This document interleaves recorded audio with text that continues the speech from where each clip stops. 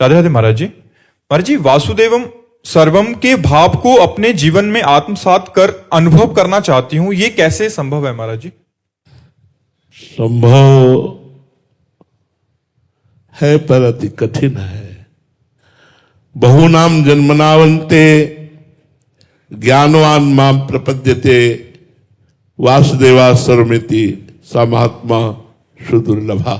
भगवान ने कहा है, बहुत जन्मों की साधना के बाद ऐसा बोध होता है कि सर्वत्र भगवान वासुदेव विराजमान है।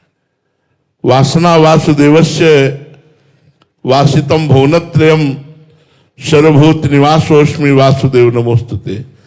वो उपासक देख पाता है कि भगवान वासुदेव अपने संकल्प से इतने रूपों में स्वयं भगवान विराजमान है। ऐसा ज्ञान कठिन है, तभी कहा है सा महात्मा सुदुर्लभा। ऐसा महात्मा मिलना कठिन है जो सब में अपने इष्ट भगवान का दर्शन करता है। अब इसके लिए साधना है। गुरु की शरण में जाकर गुरु चरणों की आराधना करके पहले अभिमान मल को नष्ट करे। बिना गुरु सेवा के, गुरु आज्ञा का पालन किए अभिमान मल का नाश नहीं होता। चाहे जो भी साधना करो उससे अभिमान पुष्ट होता है। सर्व अभिमान रहित, देहाभिमान शून्य हृदय में प्रकट होता है वासुदेवा सर्वमिति। जिसका अभिमान गलित हो गया है, देह भाव, उसके हृदय में भगवान स्वयं प्रकट हो जाते हैं। और जब भगवान प्रकट होते हृदय में तो जो जिधर दृष्टि डालता है उधर उसे भगवान ही दिखाई देते हैं। जित देखो तित श्याममय। जहां भगवान का हृदय में साक्षात्कार हुआ तो जाको मनमोहन दृष्टि परे, सो तो भयो सावन को आंधरो, सूझत रंग हरे ही हरे। जाको मनमोहन दृष्टि परे। एक बार भगवान के ऊपर दृष्टि गई तो उसकी दशाएं हो जाती है कि जैसे कोई सावन में अंधा हो जाए, उसे 12 महीना हरा हरा दिखाई देगा क्योंकि हरे भरे दृश्य को देखकर अंधा हुआ था। तो इस उपासक की क्या दशा होती है, जिसका गुरु कृपा से अभिमान मल नष्ट हो जाता है और निरंतर नाम जब चलता है तो बोले जड़ चैतन्य कछु नहीं दिखत, जित दिखत तित श्याम खड़े। बिहुहल विकल संभार न तन की, नैना घूमत रूप भरे। नेत्रों में रूप समा गया तो अब ना स्त्री दिखाई देती, ना पुरुष दिखाई देता, ना जड़ दिखाई देता, ना चैतन्य दिखाई देता, केवल श्याम सुंदर वासुदेव दिखाई देते। करनी अकरनी दो विधि भूले, विधि निषेध सब रहे धरे। नर हरिदास ते भये बावरे, जे यह प्रेम प्रवाह परे। क्या करना चाहिए, क्या नहीं करना चाहिए, करनी अकरनी, विधि निषेध सब छूट गया। न लाज तीन लोकन की, न वेद को कहो करे। न शंख भूत प्रेत की, न देव जक्षते डरे। सुने न कान और की, दृश्य न और इच्छना। कान से कुछ और सुनने की रुचि नहीं रह गई, हृदय में कोई चाह नहीं रह गई। भगवान के प्रेम में मगन वो जिधर दृष्टि डालता है वासुदेवा सर्वमिति।